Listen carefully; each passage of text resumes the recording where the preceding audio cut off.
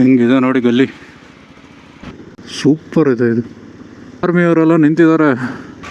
ಇಲ್ಲೇನು ರಿಸ್ಕ್ ಅಂದರೆ ಗಾಡಿ ಓಡಿಸಷ್ಟೇ, ಅವೇನು ಸಣ್ಣ ಪುಟ್ಟ ಕಲ್ಲ. ಪಾಪ ಅಲ್ಲೊಬ್ಬ ವೆಯ್ಟರು ಅಲ್ಲಿ ಕೆಲಸ ಮಾಡೋನು ನಮ್ಮ ಸೂರು ಗಾಡಿ ನೋಡ್ಬಿಟ್ಟು.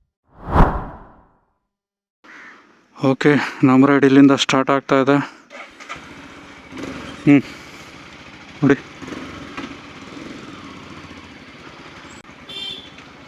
ಹೆಂಗಿದೆ ನೋಡಿ ಗಲ್ಲಿ. ಏನು ತುಂಬ ದೂರ ಇದೆ ಥರ ಇಲ್ಲ, ಸ್ವಲ್ಪ ದೂರ ಅಷ್ಟೇನಾ.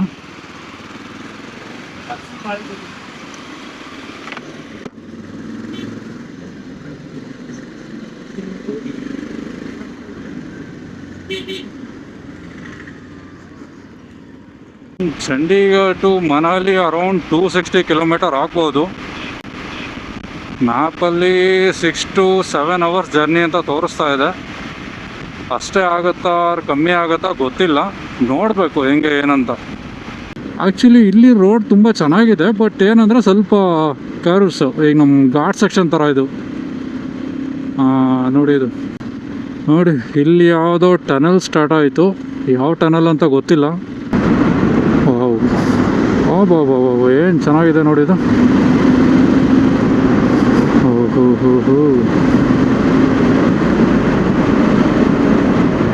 ನೈಟ್ ಟೈಮ್ ಏನಾದರೂ ಬಂದರೆ ಫುಲ್ಲು ಗಾನೆ, ಭಾಳ ಹುಷಾರಾಗಿ ಹೋಗ್ಬೇಕಿಲ್ಲಿ.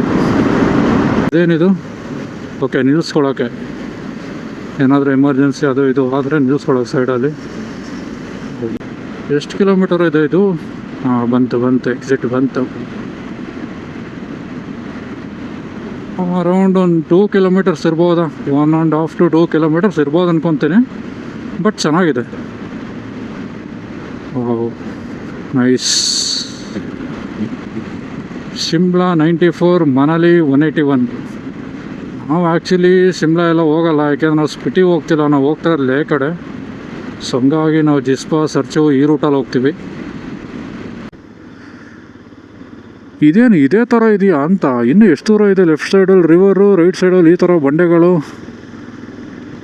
ಚೆನ್ನಾಗಿದೆ, ಬಟ್ ಇನ್ನೂ ಎಷ್ಟು ದೂರ ಇದೆ ಅಂತಲೇ ಗೊತ್ತಾಗ್ತಾ ಇಲ್ಲ, ಅಷ್ಟೊಂದಿದೆ ಇಲ್ಲಿ.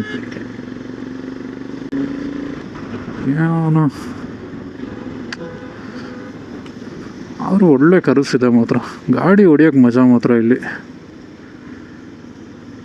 ಒಂಥರ ರಿಸ್ಕ್ ಇದ್ರೂ ಕೂಡ ಈ ಕರ್ವ್ಸಲ್ಲಿ ಗಾಡಿ ಹೊಡಿಯೋ ಮಜಾನೇ ಬೇರೆ. ಏನಾದರೂ ಲಗೇಜ್ ಇರಲಿಲ್ಲ ಅಂದಿದ್ರೆ ಮಾತ್ರ ಹಬ್ಬನೇ ಆಗೋಗಿರೋದು ಅಂದ್ಕೊಳ್ಳಿ.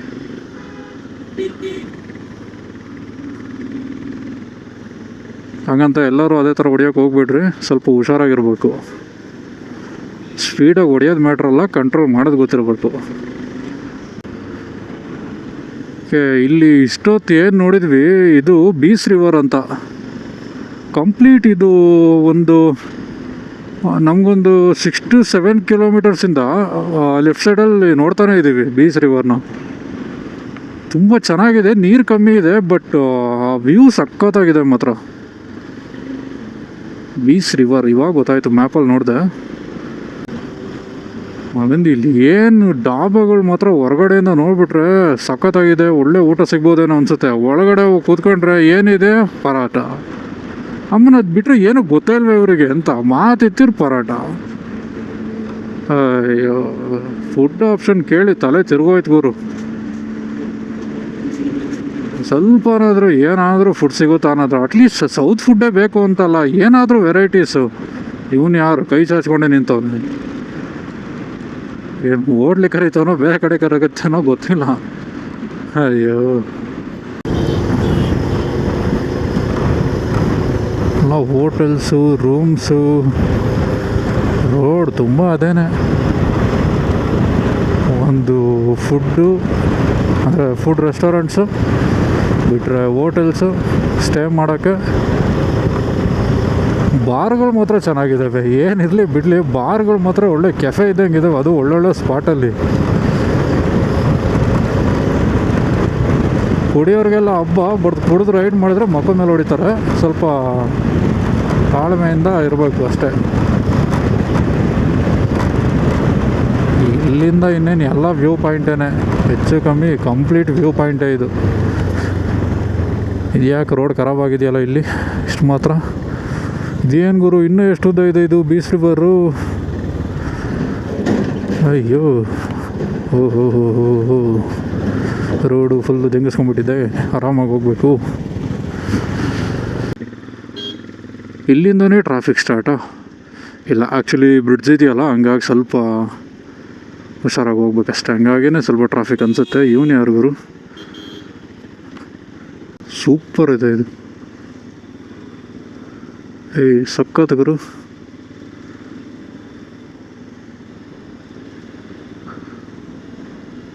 ಆರ್ಮಿಯವರೆಲ್ಲ ನಿಂತಿದ್ದಾರೆ. ಓ, ಇದು ಬೀಸ್ ರಿವರ್ಗೆ ಕಟ್ಟಿರೋ ಡ್ಯಾಮ್ ಇದು. ಇಲ್ಲಿ ಆ್ಯಕ್ಚುಲಿ ವಾಟ್ರ್ ನೀಟಾಗಿ ಹೋಗ್ತಾ ಇದೆ, ನಿಲ್ಸೋಕೆ ಬಿಟ್ಟಿಲ್ಲ ಅಷ್ಟೇ. ನಿಂತೋಗ್ಬಿಟ್ಟಿದ್ರೆ ತೋರಿಸ್ತಾ ಇದೆ. ಪೊಲೀಸ್ ಇದ್ದಾರೆ.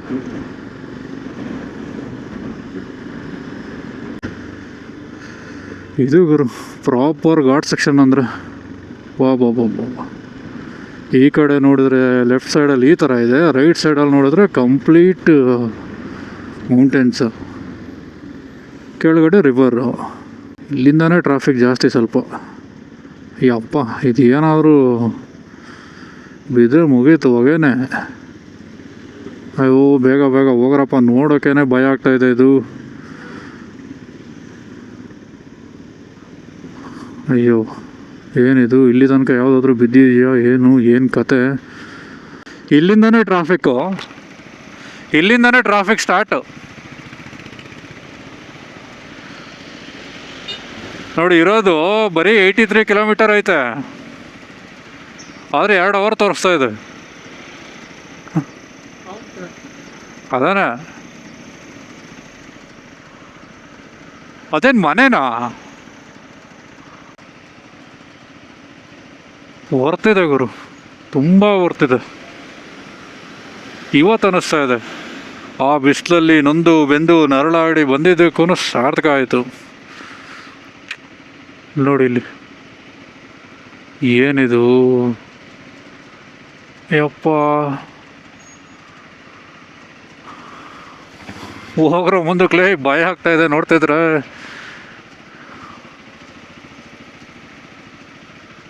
ಯಾವ ಗ್ರಿಪ್ ಮೇಲೆ ನಿಂತಿದೆ ಅಂತ ಇದೆಲ್ಲ.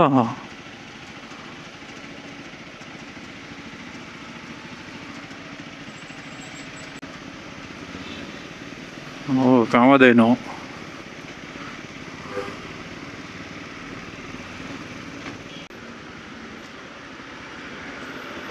ಭಾಳ ಹುಷಾರಾಗಿ ಬರ್ಬೇಕು ಇಲ್ಲಿ.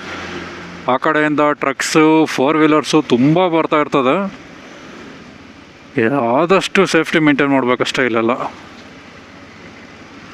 ಎಷ್ಟು ಚೆನ್ನಾಗಿದೆ ಅಷ್ಟೇ ರಿಸ್ಕ್ ಇದೆ.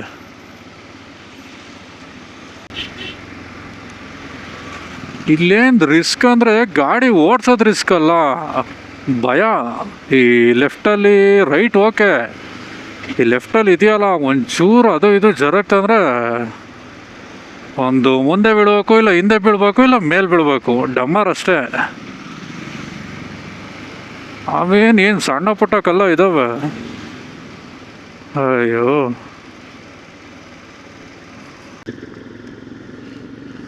ಟನಲ್ ನಂಬರ್ 11 ಲೆಂತ್ ಎಷ್ಟಿದೆ ಅಂತ ಹಾಕಿಲ್ಲ, ಬಟ್ ನಂಬರ್ ಹಾಕಿದ್ದಾರೆ ಅಷ್ಟೆ. ಆಹಾ, ತಣ್ಣಗೆ ಆಗ್ತಾಯಿದೆ ಟನಲ್ ಒಳಗಡೆನು.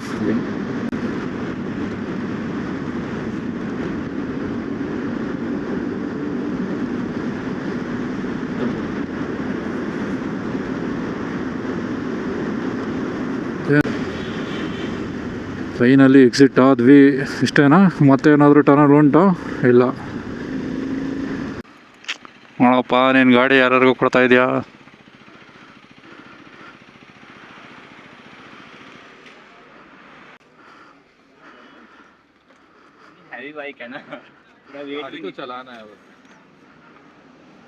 कैसा है? बढ़िया है, बहुत अच्छा. ಸಾಕೆ. ಲಂಚ್ ಮುಗಿಸಿದ್ವಿ. ಒಂದೊಳ್ಳೆ ಬ್ರೇಕ್ ಆಯಿತು, ಒಂದೊಳ್ಳೆ ಲಂಚ್ ಆಯಿತು ಅನ್ನಪೂರ್ಣ ಡಾಬಾದಲ್ಲಿ. ಪಾಪ ಅಲ್ಲೊಬ್ಬ ವೆಯ್ಟರು, ಅಲ್ಲಿ ಕೆಲಸ ಮಾಡೋನು ನಮ್ಮ ಸೂರು ಗಾಡಿ ನೋಡ್ಬಿಟ್ಟು KTMನ ಫುಲ್ ಇಂಪ್ರೆಸ್ ಆಗ್ಬಿಟ್ಟವನೆ. ಇಂಪ್ರೆಸ್ ಆಗ್ಬಿಟ್ಟು ಒಂದು ರೈಡ್ ಹೋಗ್ಬಿಡ್ತೀನಿ ಬ್ರೋ, ಒಂದು ಸಲ ಎಕ್ಸ್ಪೀರಿಯೆನ್ಸ್ ಮಾಡ್ತೀನಿ ಅಂದ. ನಮ್ಮಣ್ಣ ಹಿಂದೆ ಮುಂದೆ ಯೋಚನೆ ಮಾಡ್ದಲ್ಲೇ ಕೊಟ್ಬಿಟ್ಟ, ಹೋಗಿ ಬಾ ಬ್ರೋ ಏನಾಗಲ್ಲ ಅಂತ. ಪಾಪ ಹುಡ್ಗನ ಖುಷಿ ನೋಡ್ಬೇಕಿತ್ತು, ಹೋಗೊಂದು ರೌಂಡ್ ಹಂಗೆ ಜಸ್ಟ್ ಹೋಗೊಂಡು ಬಂದ. ಪಾಪ ಎಲ್ಲರಿಗೂ ಆಸೆಗಳು ಇರ್ತದಲ್ಲ, ಏನೂ ಮಾಡೋಕ್ಕಾಗಲ್ಲ. ಓಕೆ, ಫೈನಲಿ ಮನಾಲಿ ರೀಚ್ ಆಗಿದ್ರು. ಕಂಪ್ಲೀಟ್ ಹೈ ಟೆಂಪ್ರೇಚರಿಂದ ಲೋ ಟೆಂಪ್ರೇಚರ್ ಫೀಲ್ ಆಗ್ತಾ ಇದೆ. ಚೆನ್ನಾಗಿ ಹೋಗ್ತಾ ಇದೆ ಕಂಪ್ಲೀಟ್. ಅದು ಅಲ್ಲಿಂದ ಬಿಸಿ ಬಿಸಿ ಆಗ್ತಾ ಇತ್ತು. ಆಯ್ತಪ್ಪ, ಇದು ಯಾವ್ದಾವುದೋ ಸಂದಿಲ್ ಬಂದ್ವಿ.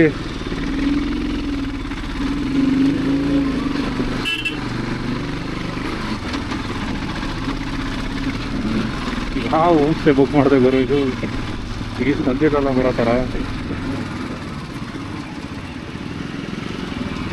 ಓಡಿ ಓಡಿ ಓಡಿ ಓಡಿ ಓಡಿ ಓಡಿ ಓಡಿ ಓಡಿ ಓಡಿ ಓಡಿ ಓಡಿ ಓಡಿ ನಿಲ್ಲಿಸ್ಬೇಡ, ಓಡಿ.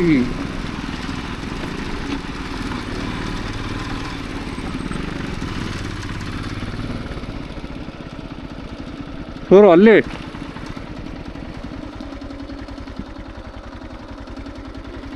ಅಲ್ಲಿದೆ ಈ ರೋಡ್ ಅನ್ಸುತ್ತೆ ನೋಡು. ಇಲ್ಲಿ ಮುಂದೆ ಹೋಗಿ ರೈಟಿಗೆ ತಗೊಂಡು ಅಲ್ಲಿ ಮೇಲೆ ಹೋಗ್ಬೇಕನ್ಸುತ್ತೆ.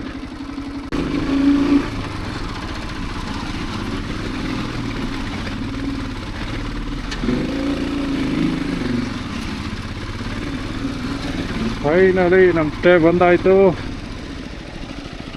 ಇದೆ ಅಲ್ವಾ ಅಷ್ಟೇ, ಚಿಲಕ್ಸ್ ಮನಾಲಿ ಎಂಥ ಜಾಗದಲ್ಲಿ ಕಟ್ಟಿದ್ದಾನೆ ಅವನು. ಸಿಟಿ ಬಿಟ್ಟು ಭಾಳ ದೂರ ಬಂದಂಗೆ ಆಯ್ತಲ್ವಾ. ಕಂಪ್ಲೀಟ್ ಆಫ್ ರೋಡ್ ಅದು ವಿತ್ ಲಗೇಜ್.